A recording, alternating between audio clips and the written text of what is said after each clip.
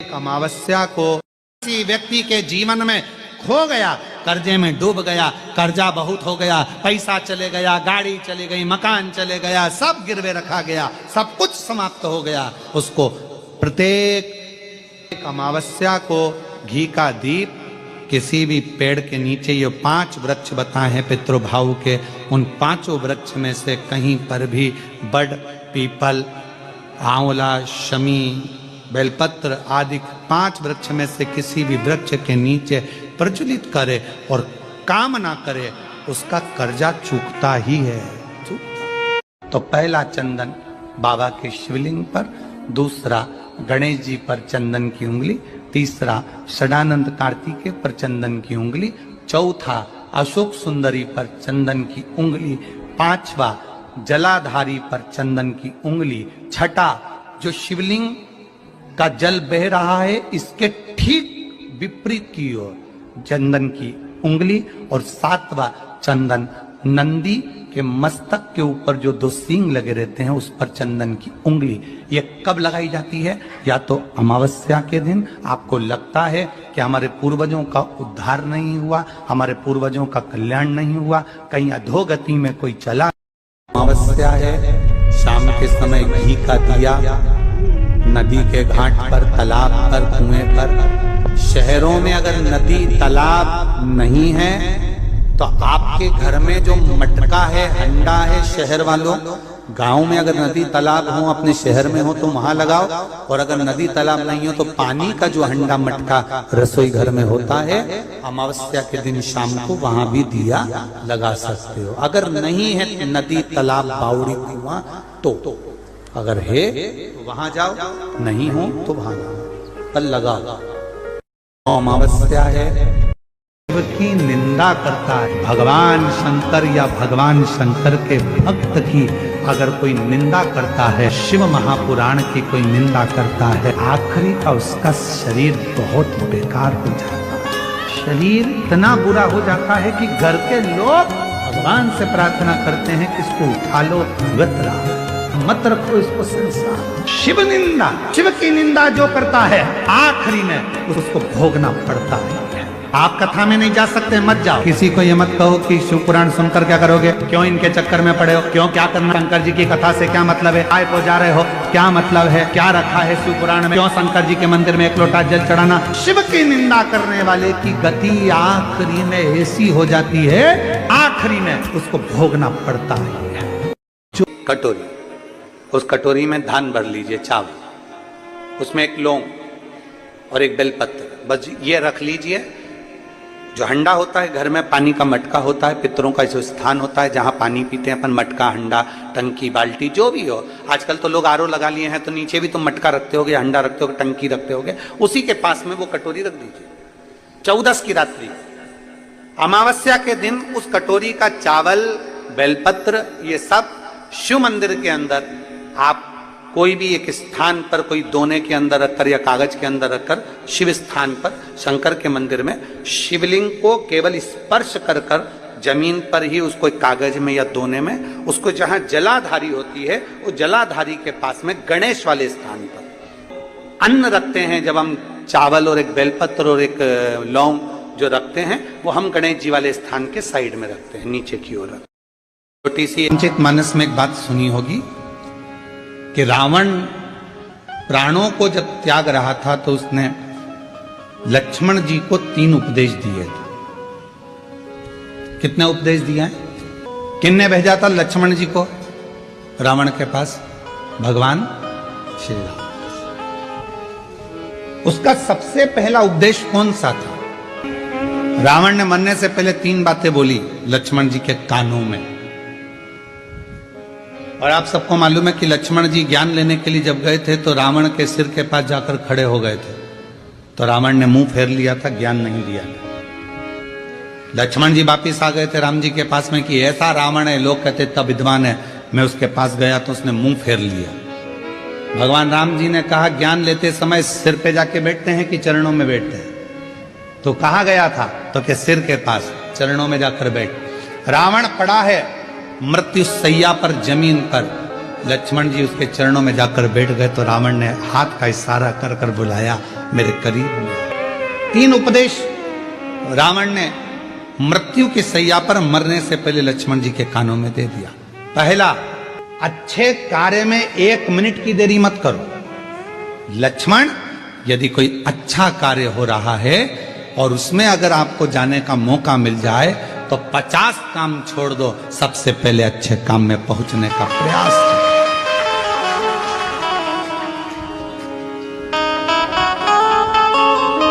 अच्छे काम में 1 मिनट की देरी मत करो।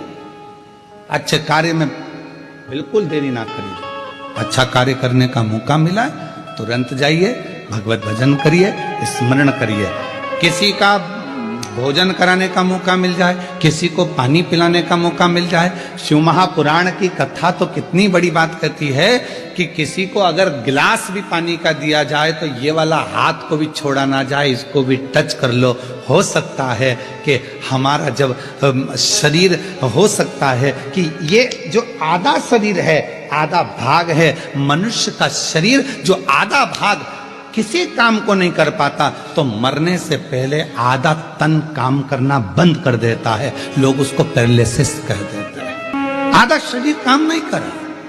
जब भगवत भजन का समय आया, सत्कर्म का समय आया, हम भोजन करा रहे थे, एक हाथ से दे दिया, दूसरा हाथ टच ही नहीं कर पाया। एक हाथ से पानी का गिलास उठा कर दे दिया, पानी भी नहीं पिला पाया। ये आधा अंग किसी काम का नहीं आया। लोगों ने कहा ये लेफ्ट भाग है ना, ये किसी काम का नहीं होता, ये बेकार भाग है। तो कहा इसको अच्छा बनाने के लिए क्या करना पड़ेगा? तो कोई प्यासे को जब पानी पिला रहे हैं तो दोनों हाथों से उस जल के पात्र को दीजिए। यहां तक हमारे पूर्वजों में, हमारे पुरखों में ऐसा नियम चलता था। पूर्वजों में अगर कोई पानी पीता था, ऐसे मुख लगाकर पानी पीते थे, तो लोटे से पानी देने वाला दोनों हाथों से पानी डालता था और पीने वाला एक हाथ से पीता था। क्यों?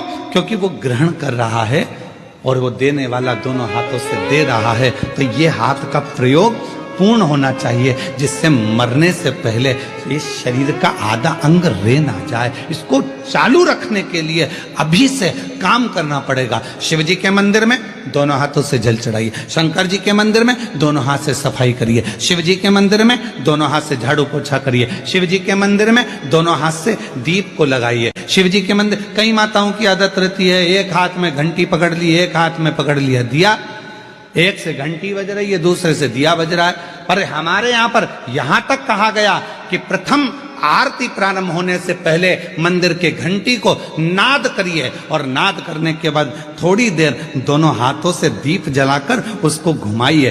अर्थात भगवान के सामने ये दोनों हाथों का सदुपयोग करिए, प्रयोग करिए। उसके बाद फिर भले एक हाथ में दिया ले लो, एक हाथ में घंटी ले लो, चल जाएगा, पर ये दोनों हाथों का सदुपयोग होना चाहिए, दोनों हाथों का। और कोई पिछले जन्म के अच्छे कर्म मुझे बाबा तेरा साथ मिला, कोई पिछले जन्म के अच्छे कर्म मुझे बाबा तेरा साथ मिला।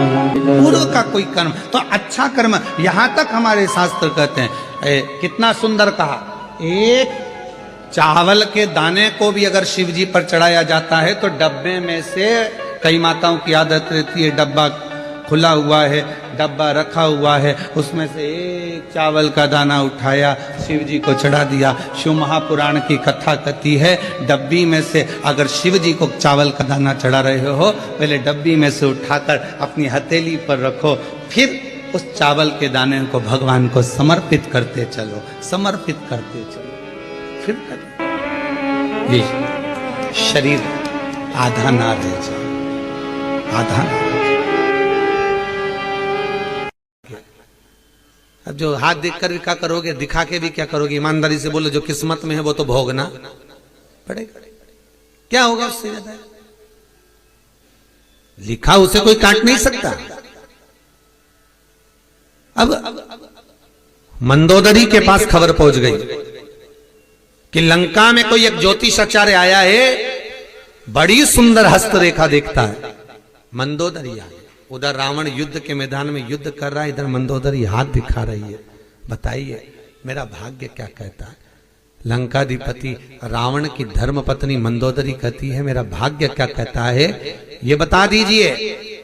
श्री हनुमान जी महाराज जो ज्योतिष का रूप रख कर आए, उन्होंने कहा मंदोदरी तो लंका के राजा रावण की धर्म पत्नी है, बड़ी विद्वान है तू, तेरे ही बल पे लंका का राजा रावण जी रहा है, अगर तू नहीं होती तो ये कब का मर गया होता। मंदोदरी बोली बिल्कुल सत्य बोले हो महाराज, बिल्कुल सत्य, वो तो मैं हूं इसलिए जिंदा है, बस तू ही जिंदा रखी है, और तेरे पास में रावण की वो चीज रखी है जिसके कारण रावण नहीं मर रहा। मंदोदरी बोली महाराज जी बिल्कुल सत्य कहा, राम जी में वो प्रबलता नहीं हो सकती जो रावण को मार दे। वो तो मेरे पति लंकाधिपति रावण ने तप करा था, ब्रह्मा जी से वर मांगा था, वर दिया ब्रह्मा जी ने, रावण बोला मैं मरूं नहीं ऐसी वर दीजिए, ब्रह्मा जी ने कहा ये नहीं हो सकता, तो मेरी नाभि में अमृत दे दीजिए, कहा दिया, सब ने सुन लिया, सब तप कर करके चले गए। रावण थोड़ी देर रुक गया और ब्रह्मा जी से बोला एक वर और दे दीजिए, क्या, मुझे एक ऐसा बाण दीजिए जब मेरी नाभि में वो बाण लगे तब जाकर मैं मरूं, ऐसा बाण मुझे दीजिए। ब्रह्मा जी ने कहा तथास्तु ये ले। ब्रह्मा जी ने वो बाण रावण को दिया, रावण ने वो बाण मंदोदरी को दिया, मंदोदरी ने अपने सोने वाले कमरे में उस बाण को दीवार में चुनवा दिया। मंदोदरी कहती है रावण को मैं बचा कर रखी हूं। हनुमान जी ने सुना, असली रूप में आए, लंका में पहुंचकर दीवार को तोड़ा, बाण को निकाला, राम जी को दिया, कहा ये मेरा भगत है, इसको मोक्ष देने का काम भी मेरा है, ये बाण भी मेरा है, मारिए, अब जाएगा, अब जाएगा। तब जाकर वो मेरे नारायण के हाथ से लंकाधिपति रावण मरा, तब उसको शिव ना चाहे तो कुछ नहीं हो सकता। ऊंचाई की बिल्डिंग लोगों को नजर आती है, 4 मंजिल की बिल्डिंग लोगों को नजर आती है, पर 4 मंजिल के नीचे जो सरिया गया है, 4 मंजिल के नीचे जो खुदाई करी गई है, 4 मंजिल के नीचे जो खोदा गया है वो नहीं दिखता है। होता है एक कथा आती है बड़ी सुंदर, एक भिखारी सोच लिया मुझे सम्राट बनना है, एक भिखारी ने सोचा मुझे राजा बनना, और चाहे कुछ भी हो जाए मैं राजा बन के रहूंगा, मैं सम्राट बन के रहूंगा। अब भिखारी ने सोचा मुझे सम्राट बनना है, तो किसी ने भिखारी से पूछा कि तुम सम्राट कैसे बनोगे, तो भिखारी ने कहा भीख मांग के। अरे भिखारी भीख मांगकर कोई सम्राट बनता है क्या, पर मुझे बनना है। भिखारी ने चौराहे के पास में अपनी चादर बिछाई फटी हुई और बैठ गया भीख मांगने के लिए। भीख मांगता रहा, मांगता रहा, मांगता रहा, मांगता रहा, 10 साल, 15 साल, 20 साल, 25 साल, 30 साल, 40 साल भीख मांगता रहा, मांगता रहा, मांगता रहा, मांगता रहा, और एक दिन भीख मांगते मांगते मांगते मांगते मांगते मांगते उसकी अंतिम क्षण आ गया, और भिखारी सीता राम हो गया। उसका सम्राट बनने की आशा, उसका राजा बनने की आशा उसके साथ ही मर गई, उसी के साथ समाप्त हो गई। भिखारी मर गया, भिखारी समाप्त हो गया।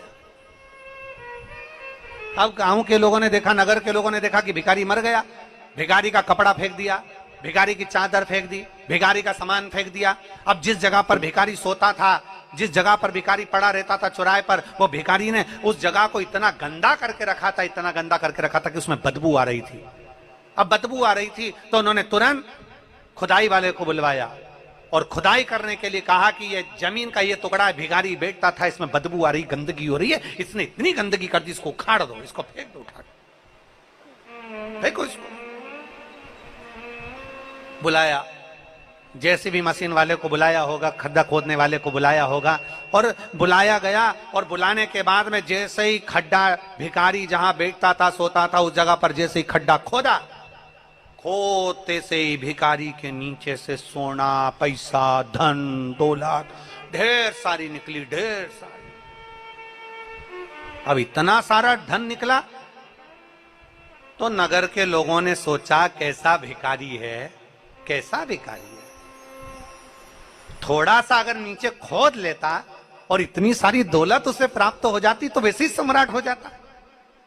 जिंदगी भर भीख मांगते मांगते मर गया, पर खुदाई नहीं करा, खोदा नहीं, और सम्राट बनने का आशा लेकर मर गया। थोड़ा सा खोदता तो उसमें से धन मिल जाता, धन मिल जाता तो सम्राट बन जाता। अर्थात शिव महापुराण की कथा कहती है हम भी ऐसे ही हैं, हम और आप सब एक जैसे हैं। दुनिया से कहते